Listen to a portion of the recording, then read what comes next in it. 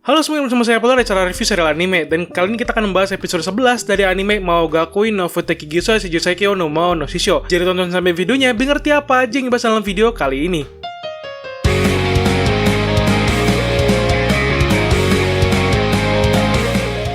Dalam episode ini kita bisa melihat pertarungan antara Akademi Pahlawan dengan Akademi Iblis yang pada saat ini pertarungan yang terjadi lebih berat sebelah, di mana kelompok Anos yang maju duluan dan sudah pastinya ya, tidak ada yang bisa berkutik ketika melawan kelompoknya Anos ini. Ini sebuah hal yang menarik dan seru pastinya untuk dilihat juga. Dan kalian banyak sekali dari teman-teman penonton yang bertanya gitu kan, apakah benar itu suara kanon atau suara jerga atau suara jerga kanon nih yang menjadi pusat suara hasutan iblis gitu ya? Kalau gue nyebutnya sih gitu, soalnya hasutannya itu kan ngomongnya bunuh iblis gitu terus kan, dan itu yang nantinya akan saya bahas biar lebih ngerti nih kepada teman-teman yang belum mengerti juga. Nah makanya dari semua akan kita bahas di sini secara bertahap pastinya ya. Dan bagaimana menurut kalian, apakah kalian menyadari itu suara siapa dan bagaimana cerita ini akan berjalan di episode selanjutnya, karena ini sudah mau mendekati ending season satunya, sisa 2 episode lagi soalnya. Jadi tulis kolom komentar ya.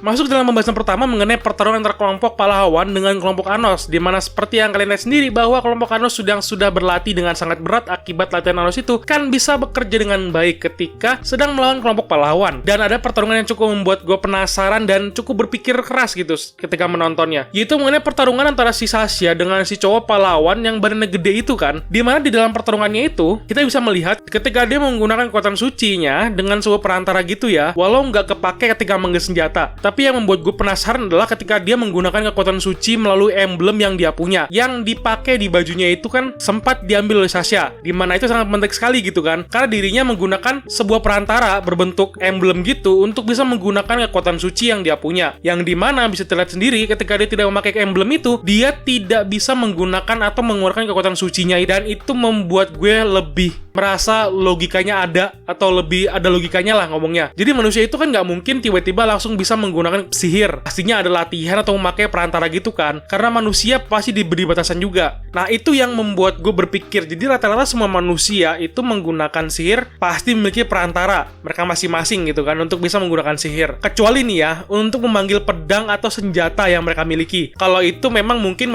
sihir pribadi mereka aja yang mungkin langsung bisa kalau emang sudah ada kontrak dengan si pedangnya, mungkin gitu ya. Dan di sini juga kita bisa melihat kedatangan dari karakter yang memang sudah saya jelaskan di episode lalu, di mana kita sudah bisa melihat kedatangan dari si Zesia Bianca. Jangan dengarkan nama yang disebutin oleh si cowok kacamata, karena nama aslinya si cewek ini adalah Zesia Bianca. Dan di sini sudah bisa terlihat mengenai dia ini tidak bisa berbicara sama sekali, karena memang keadaan dirinya saat penciptaan itu kan memang dia ini memiliki kekuatan tempur yang luar biasa. Namun sayangnya ada yang harus dikorbankan, yaitu adalah kemampuan dirinya untuk bisa berkomunikasi dengan orang lain. Jadi sudah terlihat juga ya, dia ini bukan Eleanor juga. Dari bentuk badannya aja udah cukup berbeda ya. Dan yang masih kurang ngerti mengenai karakter ini yaitu adalah dia adalah ciptaan dari Eleanor, kloningannya atau anaknya lah sebutannya. Dan juga ya yang bisa menghentikan Zesia sendiri juga adalah si Eleanor yang sudah menciptakannya. Makanya cuman dia yang bisa menghentikan pergerakan si Zesia. Apalagi dia sekarang dijadikan bom ya.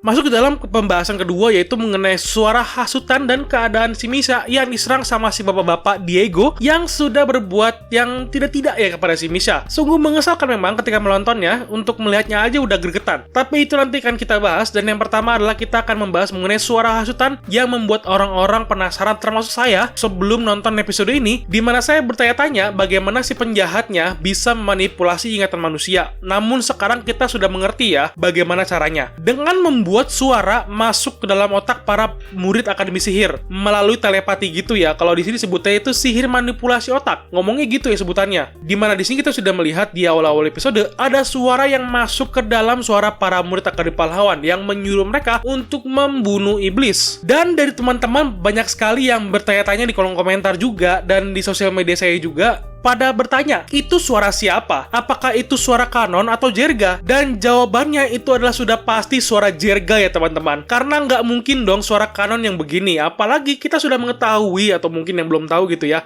Kanon itu bereinkarnasi jadi Lei. Jadi kan nggak mungkin dong akar muasal dia menghasut para manusia jadi membenci iblis. Kayaknya nggak mungkin banget gitu ya untuk sekarang ini. Untuk sekarang ya, ceritanya untuk sekarang. Dan juga karena sesuai dari suara telepatinya yang berkata-kata bunuh semua iblis. Nah, dari situ aja seharusnya sudah terlihat ya kebencian yang dikeluarkan dari kata-kata yang dikeluarkan ini. Dan tanda lainnya adalah ketika si siswa pahlawan ada mengeluarkan sihir cinta atau apalah itu yang membuat para manusia mendukung dan mengeluarkan sihir dukungan. Kayak pertarungan dulu pada saat si Anos melawan Jerga, yang dimana Jerga itu mendapatkan dukungan dari para bawahannya. Yang dimana di sini mereka kan ada ngomong ya, para manusianya ya atau rakit-rakitnya itu kan berdoa dan dukung pahlawan Jerga Kanon. Itu yang jadi tanda keduanya ya, dimana jika kalian tidak menyadari Jerga Kanon siapa kan? Gini kan ya, Jerga ya Jerga, Kanon ya Kanon. Jadi gini, kalian pasti ada merasa hal yang aneh kan pas dengar kata-kata ini. Itu maksud saya, ada apa dengan dunia manusia sekarang ini? Jadi lebih jelas gitu ya harusnya. Jadi festival yang merayakan ultahnya Jerga dan yang lainnya. Jadi masuk akal kan? Di sini dunia manusia dan akademi sepertinya memang mengenang sang pahlawan itu adalah Jerga Kanon. Jadi bukan Kanon itu sendiri sepertinya gitu ya. Dan seperti yang menganggap diri mereka adalah keturunan dari si Kanon, ini malahan adalah manusia yang dipilih oleh Jerga sebagai agen pembenci iblis ya, atau manusia yang memiliki kekuatan sih suci yang besar dan dihasutlah untuk tetap membenci iblis. Mungkin gitu ya, karena sesuai dengan fakta di lapangan kita sudah menonton itu harusnya seperti itu, dimana mereka katanya selalu mendengar suara dari sang pahlawan, yang padahal itu adalah sihir pencuci otak yang dikeluarkan oleh Jerga. Apalagi satu akar muasal Jerga itu masuk ke dalam Magic Sanctuary, dimana magic itu tersebar di seluruh akademi atau dunia manusia. Jadi pastinya dia bisa menggunakan sihir dong. Bener gak sih? Kayak gitu. Jadi ini yang saya maksud nih. Begitu cara dia tetap hidup dan tetap bisa membuat manusia membenci iblis. Dari situlah ya seharusnya. Karena dia juga manipulasi nama